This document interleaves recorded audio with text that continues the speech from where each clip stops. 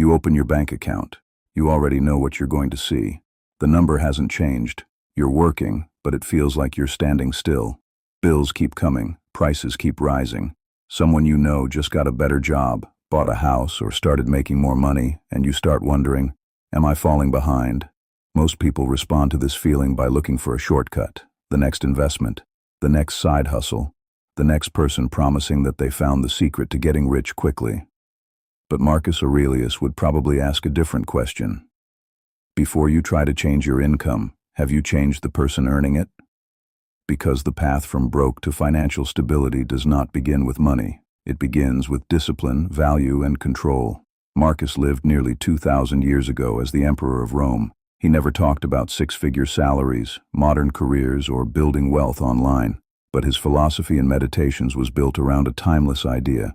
Your circumstances matter less than your response to them.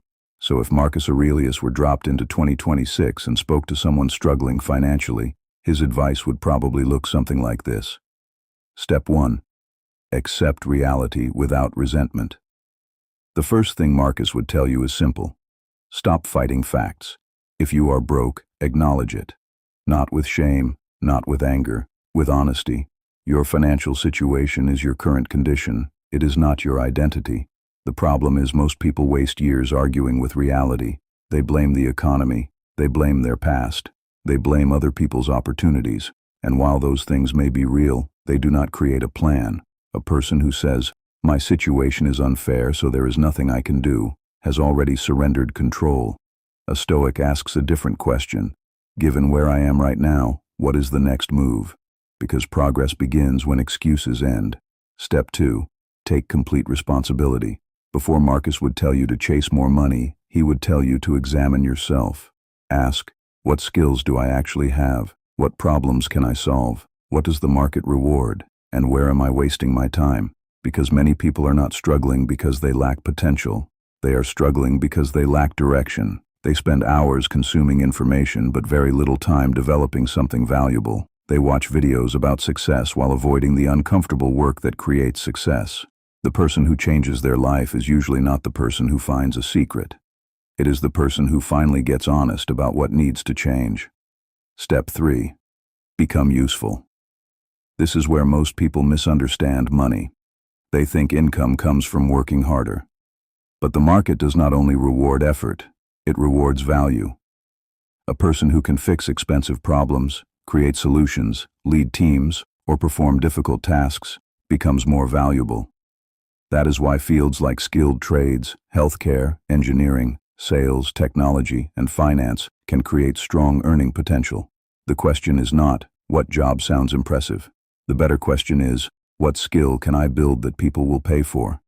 Marcus believed excellence came from mastering your role.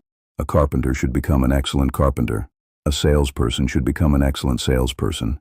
A technician should become an excellent technician. Your income often rises when your ability becomes rare. Step 4. Build a disciplined daily routine. The difference between where you are and where you want to be is usually hidden inside your normal day. Not your biggest moments, your ordinary ones. What do you do after work? Do you spend 3 hours recovering through entertainment? Or do you spend 1 hour building a skill that changes your future? The person making 6 figures 5 years from now is often doing something today that their old self would have avoided. A simple routine might look like 1 hour learning a valuable skill, showing up fully at your current job, training your body, reading, reducing distractions. Small actions repeated long enough create a completely different identity.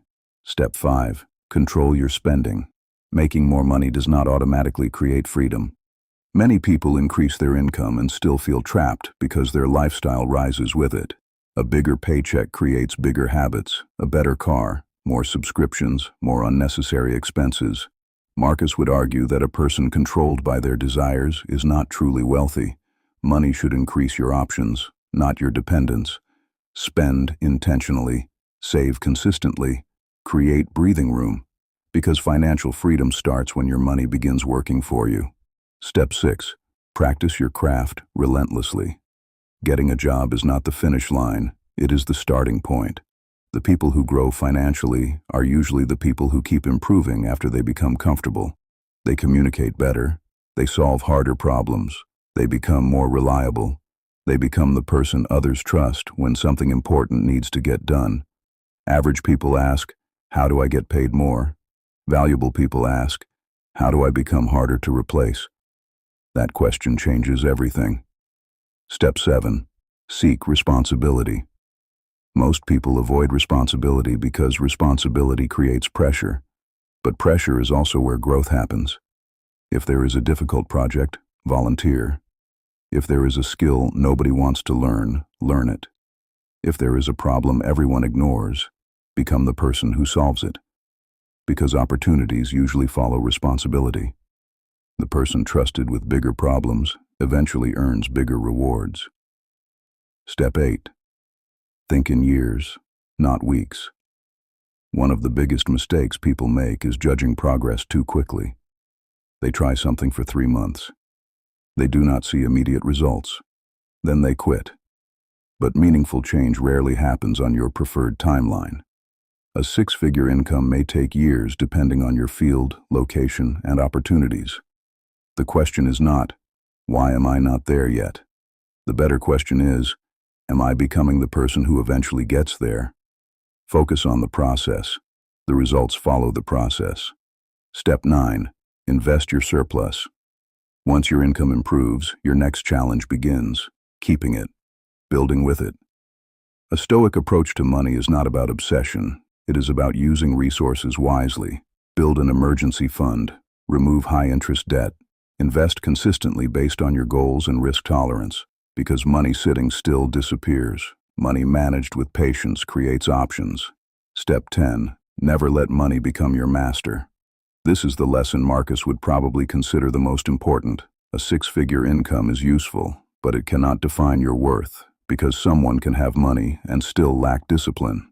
They can have success and still lack self-control. They can have status and still be unhappy. The real goal is becoming someone who is disciplined, capable, reliable, honest, useful. Money is a tool. It is not your identity. The Stoic path from broke to financially successful is not a magic formula. It is a transformation. You stop blaming. You start controlling. You stop chasing shortcuts.